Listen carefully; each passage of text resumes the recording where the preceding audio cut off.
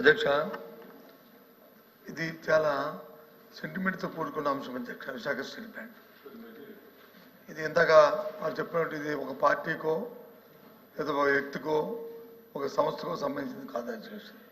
ఇది విశాఖ హక్కు, ఆంధ్రుల హక్కు. ఉమ్మడి రాష్ట్రంలో ఉన్న ఆంధ్రుల తాలూకు హక్కు అధ్యక్ష. 32 మంది ప్రాణత్యాగాలతో అయింది.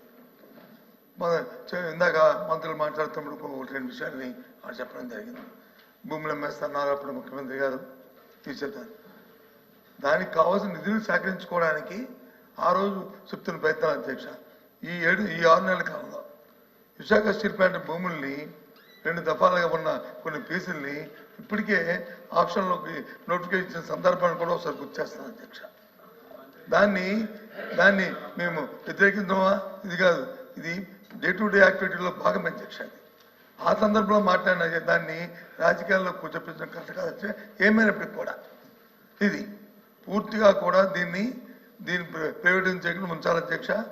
ఆ రోజు స్వయాన ప్రధానమంత్రి గారు విశాఖపట్నం సభకు వచ్చినప్పుడు సాక్షాత్తు ఆనాటి ముఖ్యమంత్రి జగన్మోహన్ రెడ్డి గారు మొత్తం సభా సాక్షిగా లక్షలాది మంది ప్రజలు ఉంటుండగా ఆ రోజు విశాఖపట్నం స్టీల్ ప్లాంట్ ప్రైవేటీకరణ చేయడం వీలు లేదు, మేము అర్థిస్తున్నాము, ఇది మా తాలూకా ఇది మా సెంటిమెంట్ అని చెప్పి ఆ రోజు ముఖ్యమంత్రి గారి సందర్భాలు కూడా ఒకసారి జ్ఞాపకం చేస్తాను అధ్యక్ష. ఎందుకంటే ఇది అన్ని పార్టీల తాలూకు కమిట్మెంట్ వాళ్ళు తప్ప ఇది ఏ ఒక్కరితోనో అవుతుందో అనుకుంటే మాత్రం పొరపాటు అధ్యక్ష. ఏదైతే రాష్ట్రంలో దేశంలో ఉన్న మిగతా రాష్ట్రాల్లో జరుగుతున్న అంశాలు ఉన్నాయో ఆ ప్రకారమే దీన్ని కూడా అందరూ సమస్యగా దీన్ని కాపాడుకోవడం బాధిస్తుంది. పూర్తిగా మా తరఫున మా పార్టీ తరఫున మా బాధ్యతగా ఈ హక్కుని ఏదైతే విశాఖపట్నం స్టీల్ ప్లాంట్ అనేదాన్ని ఏది ఉందో దాన్ని చేస్తే మాత్రం నేను దాన్ని పోరాడతాం అధ్యక్ష, దాన్ని కాపాడడం ప్రయత్నిస్తాం అధ్యక్ష. ఏదైతే ఇప్పుడు గౌరవ సభ్యులు చెప్పారో కుటుంబంలో నాయకులు అచ్చెన్నాయుడు గారు కానీ లేదా పవన్ కళ్యాణ్ గారు చెప్పారు, ఆ మాట మీద కట్టుబడి ఉండి దీన్ని ప్రైవేటీకరణ చేయాలనేది మా తాలూకా డిమాండ్ ఎక్సర్సైజ్ చేయాలని కోరుతున్నాం అధ్యక్ష. ఇంకా లేదండి, కూర్చోండి, అయిపోయింది. Question number 13634 minister for revenue reply చెప్తారా సార్? ప్రతిపక్ష నాయకులు బొత్స గారు అడిగిన దానికి సార్, ఆ రోజున కూడా మేము అడిగింది ఏంటంటే ఆల్ పార్టీ డెలిగేషన్ తీసుకెళ్ళండి అని మేము అభ్యర్థించాం sir. They haven't taken any initiative even then. We are real. ఆ రోజు నుంచి కూడా ఈ రోజు మేము ఒకటే కమిట్మెంట్తో మాట్లాడుతున్నాం, కానీ ఆ రోజున మేము అభ్యర్థించాం అధ్యక్ష. ఆల్ పార్టీ మీరు చేయండి, మేము తీసుకెళ్తాం, మేము అందరం వస్తామని మాట్లాడాం. Maybe they didn't consider it sir అధ్యక్ష. So we want to bring it to that.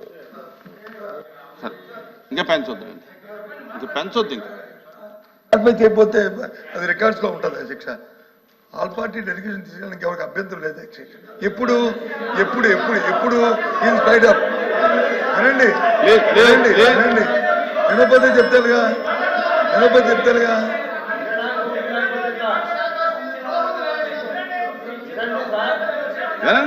వినండి దయచేసి వినండి. రామారావు గారు వినండి. వినటానికి అభ్యంతరం ఏముంది? ఆ రోజున్న ప్రభుత్వానికి ఆపే శక్తి లేకపోయినప్పుడు ఆల్ పార్టీ డెలిగేషన్ రావాలని మాకు ఆ శక్తి ఉంది.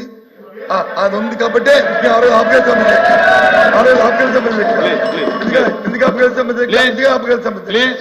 ఇవాళ దయచేసి అది చేయమని చెప్పి రిక్వెస్ట్ చేస్తున్నాను. కూర్చోండి సార్. అచ్చెన్నాయుడు గారికి పెంచకండి. కూర్చోమ్మా.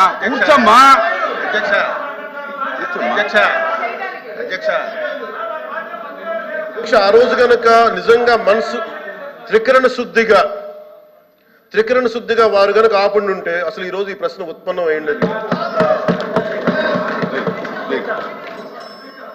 అధ్యక్ష.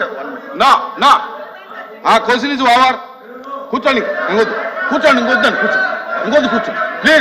ప్లీజ్ కాంట్రవర్సీ అవుతుంది. Question number 13634 minister for revenue minister గారు ప్లీజ్ కూర్చోండి. అయిపోయింది, కూర్చోండి. కూర్చోండి. అయిపోయింది. క్వశ్చన్ అయిపోయింది. కూర్చోండి ప్లీజ్. కూర్చోండి. ఎందుకు కూర్చోండి. క్వశ్చన్ అయిపోయింది. మీరు ఇలాగా కూర్చోవయ్యా స్వామి, కూర్చో, కూర్చో రాహుల్, కూర్చో.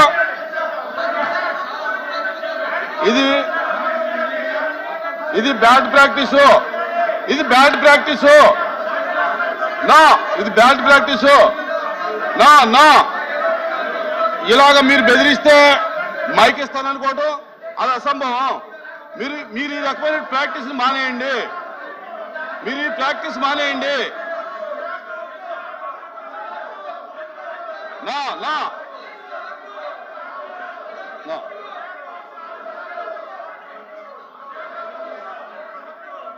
ఎవరు లేదు నా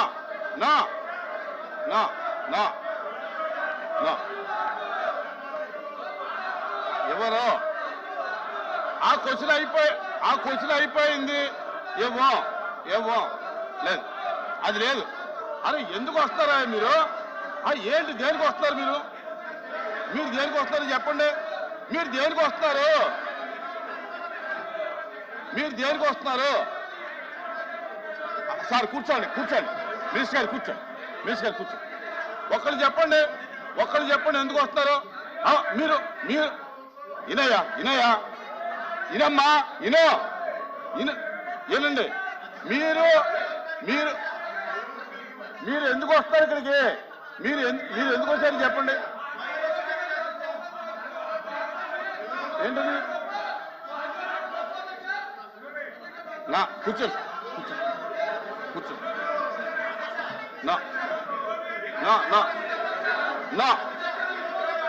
ఇలా వస్తే ఇవ్వను. ఇలా వస్తే ఇవ్వను.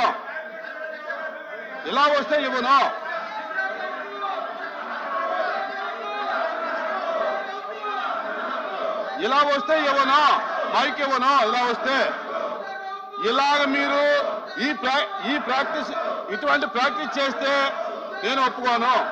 నా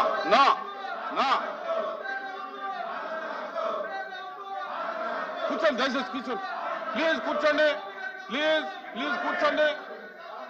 నా ఇవ్వను. ఇలా మీరు ఈ రకమైన ప్రాక్టీస్ చేస్తే ఇవ్వను.